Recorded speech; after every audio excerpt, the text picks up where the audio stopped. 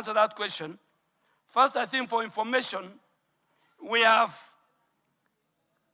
12 counties which are very high risk. These counties are Nairobi, Mombasa, Uasin Gishu, Busia, Kisumu, Bungoma, Trans Nzoia, West Pokot, Turkana, Homa Bay, and Migori. And this is because of the air, the road, transport, and the northern corridor. Then we have got high risk. The first one was very high risk. The high risk counties are 13. These are Vihiga, Kakamega, Nakuru, Kericho, Nandi, Kiambu, Machakos, Makueni, Kilifi, Taita Taveta, Isiolo, Elgeyo Marakwet, and Garissa. Honorable Speaker, again, for the information of the House, as of today, we have designated, verified 3 major hospitals as treatment centers. Kenyatta National Hospital, the Kenya National Police Hospital, MTRH in Eldoret. Secondly, we have also identified that we are in the process of completing the isolation, the treatment center of 2 hospitals in Busia. And I want to urge my sister, Mary Emase, even before COVID, the people of Busia and the country as a large, under the Ministry of Health, agreed that Alupe Hospital, a research center, is one of the very few infectious research hospitals. So in terms of qualification, that hospital is the most qualified because it's a research and infectious. Where have we done that? So in Busia, we have Alupe Sub-County Hospital, Referral Hospital, and we have Kocholie Sub-County Hospital.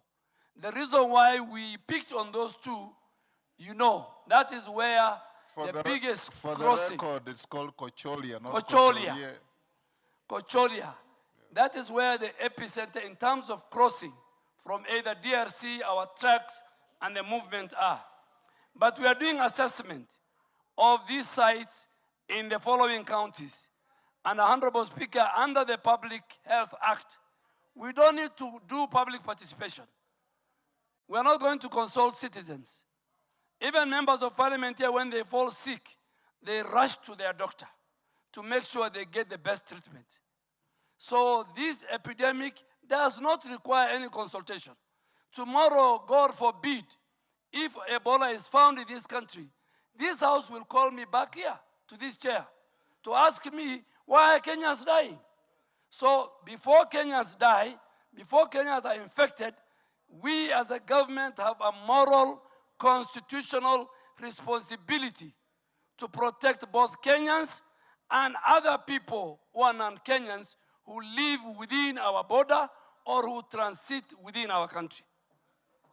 Honorable Speaker, on Laikipia Air Base is one of the 23 quarantine isolation center we are building. And we will not stop it. Why we are building? We are building in the air base, far from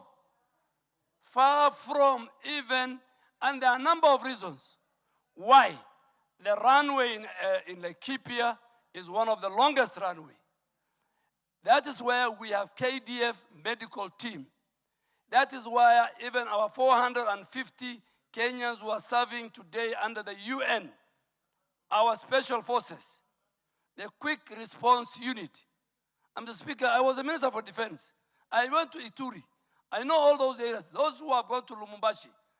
Kenyans, the biggest hospitals in DRC are run by Kenyans, are owned by Kenyans. So we must protect, Mr. Speaker. So Laikipia will protect both Kenyans and the US. Honorable Speaker, when we had the COVID,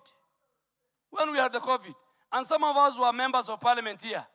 The UN, the US, and many other international bodies built a hospital in Nairobi Hospital, a UN specialized hospital to deal with COVID. There was no noise that time. We have a responsibility to Honorable protect the Kiamba, residents. let him respond. Honorable Speaker, first.